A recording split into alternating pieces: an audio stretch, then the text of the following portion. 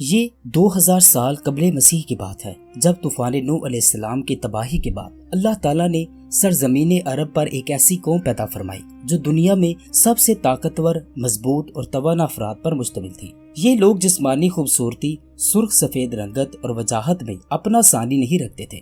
مال و دولت کی فراوانی، شاندار تہذیب، شان و شوکت سمیت دنیا کی ہر نعمت انہیں میسر تھی۔ ان کے قد 6 گز یا 18 فٹ تھے۔ قرآن کریم میں ارشاد باری تعالیٰ ہے، ان جیسی کوئی اور قوم اور ملکوں میں پیدا نہیں کی۔ سورۃ الفجر آیت نمبر 8۔ عاد نام کا ایک شخص حضرت نوح علیہ السلام کی چوتھی نسل میں ان کے بیٹے سام کی اولاد میں سے تھا۔ اس شخص کی اولاد اور پوری قوم عاد کے نام سے مشہور ہو گئی تھی۔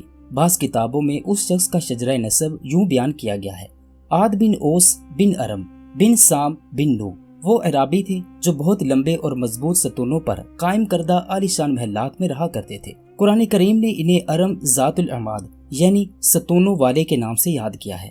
ارم ان کا بہت خوبصورت شہر تھا جس کے آثار 1984 میں خلائی شٹر چیلنجر کی مدد سے دریافت کیے گئے۔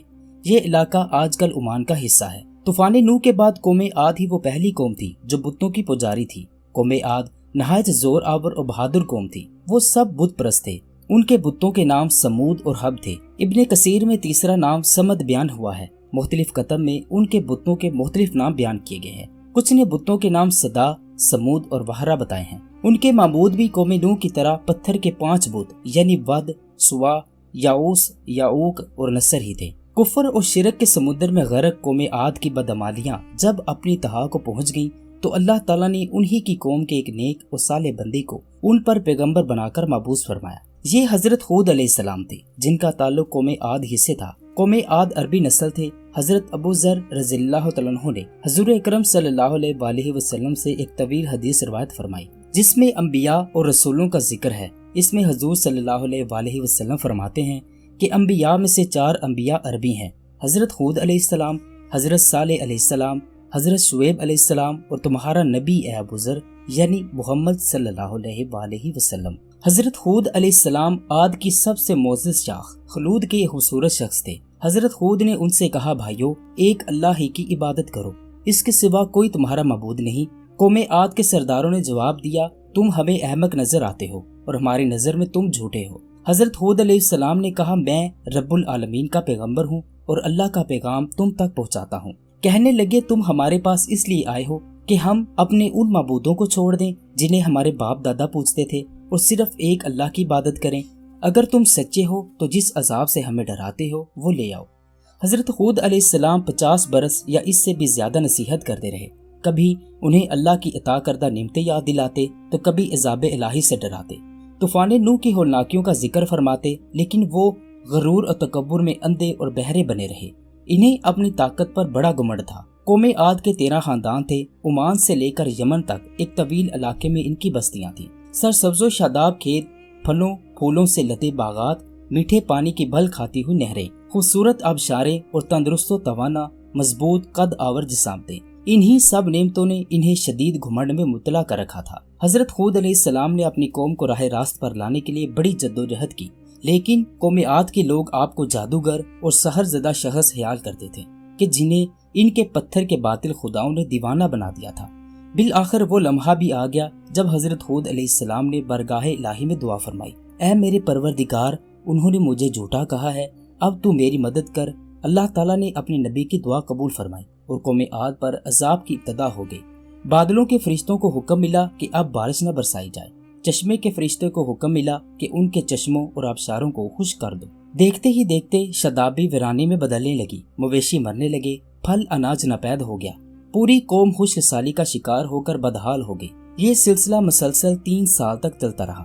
نبی علیہ السلام سے قوم کی یہ پریشانی دیکھی نہ جاتی تھی۔ مسلسل نصیحت کرتے رہے اور فرماتے، اے میری قوم، اپنے پروردگار سے بخشش مانگو، پھر اس کے آگے توبہ کرو، وہ تم پر آسمان سے میہ برسائے گا اور تمہاری طاقت اور قوت میں اضافہ فرمائے گا، اور دیکھو تم گناہگار بن کر روح گردانی نہ کرو۔ کہنے لگے، ہود، تم ہمارے پاس کوئی دلیل نہیں لائے، ہم صرف تمہارے کہنے سے نہ تو اپنے معبودوں کو چھوڑنے والے ہیں اور نہ تم پر ایمان لانے والے ہیں۔ اس زمانے میں یہ دستور تھا کہ قوموں کو جب کوئی مشکل آ گھیرتی تو وہ بیت اللہ شریف جا کر اللہ کے آگے آہذاری کرتے اور ان کی مشکل رفع ہو جاتی۔ یعنی کافر قومیں بھی اس حقیقت کو تسلیم کرتی تھی کہ اس ارض و سما کی مالک ایک لافانی قوت موجود ہے۔ قوم عاد کے 70 افراد مکہ مکرمہ پہنچے، جہاں قوم امالکہ کے معاویہ بن بکر کی حکومت تھی۔ معاویہ کی ماں کا تعلق قوم عاد سے تھا۔ معاویہ نے ان کی خوب خاطر تواضع کی۔ وہ لوگ 1 ماہ تک وہاں رہے اور بارش کے لیے دعائیں مانگتے رہے۔ دعا کروانے والے سردار کا نام کیل بن امبر تھا۔ اللہ تعالیٰ نے ان پر 3 رنگوں کے بادل بھیجے، سفید، سرخ اور سیاہ۔ پھر آسمان سے ندا آئی کہ ان میں سے ایک کو منتخب کر لو۔ کیل نے سیاہ بادل کو پسند کر لیا کیونکہ وہ خوب بارش برسانے والا تھا۔ پھر ندا آئی کہ تو نے ہلاکت اور تباہی کو پسند کر لیا ہے۔ اللہ تعالیٰ نے سیاہ بادلوں کو قوم عاد کی جانب بھیج دیا، جسے دیکھ کر پوری قوم خوشی کے شادیانے بجانے لگی۔ ارشاد باری تعالیٰ ہے کہ جب انہوں نے اس عذاب کو دیکھا جو بادلوں کی صورت ان کے میدانوں کی طرف آ رہا تھا تو کہنے لگے، یہ تو بادل ہے جو ہم پر برس کر رہے گا۔ تو اللہ نے فرمایا، نہیں، یہ وہ چیز ہے جس کے لیے تم جلدی کرتے تھے، یعنی آندھی، جس میں درد دینے والا عذاب بھرا ہوا ہے۔ یہ ہر چیز کو اپنے پروردگار کے حکم سے تباہ کیے دیتی ہے۔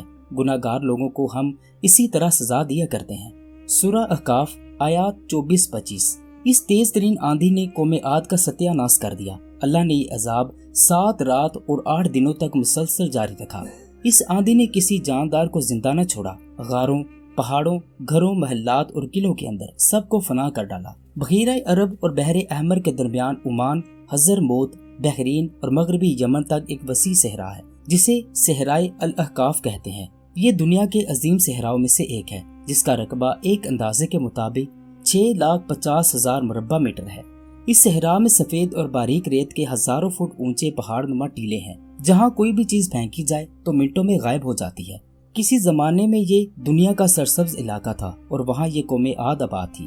آج یہ بھیانک صحرا اللہ تعالیٰ کی کھلی نشانیوں میں سے ایک اور اہل زمین کے لیے جائے عبرت ہے۔ حضرت ابن عمر رضی اللہ عنہ سے روایت ہے، نبی کریم صلی اللہ علیہ وسلم نے فرمایا، وہ آندھی جس کے ذریعے قوم عاد ہلاک ہو گئی تھی، اللہ نے ان کے اوپر صرف انگوٹھی جتنی جگہ کے مثل ہوا کھولی تھی۔ اللہ تعالیٰ نے اس خوفناک آندھی سے حضرت ہود علیہ السلام اور ان کے ساتھیوں کو محفوظ رکھا کیونکہ انہوں نے اللہ کے حکم سے خزیرہ نامی ایک بستی میں پناہ لے لی تھی۔ عذاب ان تک نہ پہنچا اور وہ امن و سکون سے رہے۔ ایک مرتبہ حضرت عائشہ صدیقہ رضی اللہ تعالیٰ عنہا نے حضور صلی اللہ علیہ وسلم سے دریافت کیا، یا رسول اللہ صلی اللہ علیہ وسلم، لوگ تو بادل دیکھ کر خوش ہوتے ہیں کہ اب بارش ہوگی، لیکن آپ کے چہرے مبارک پر پریشانی کے آثار نظر آتے ہیں۔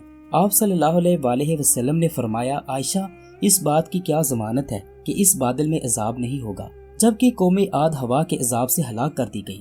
اس قوم نے بھی بادل دیکھ کر کہا تھا، یہ بادل ہے جو ہم پر بارش برسائے گا۔ پروردگار عالم نے قرآن کریم میں قوموں کی تباہی کے جو واقعات بیان فرمائے ہیں، ان کا اصل مقصد ہی یہی ہے کہ بنی نوع انسان، خاص طور پر امت مسلمہ، ان سے سبق حاصل کرے۔ اللہ نے قوم عاد کو طاقت، قوت، مال و دولت، شان و شوکت سمیت دنیا کی ہر نعمت عطا فرمائی، لیکن جب اس نے نافرمانی کی، اپنی نبی کی بات ماننے سے انکار کیا، تو اللہ نے اسے نیست و نابود فرما دیا۔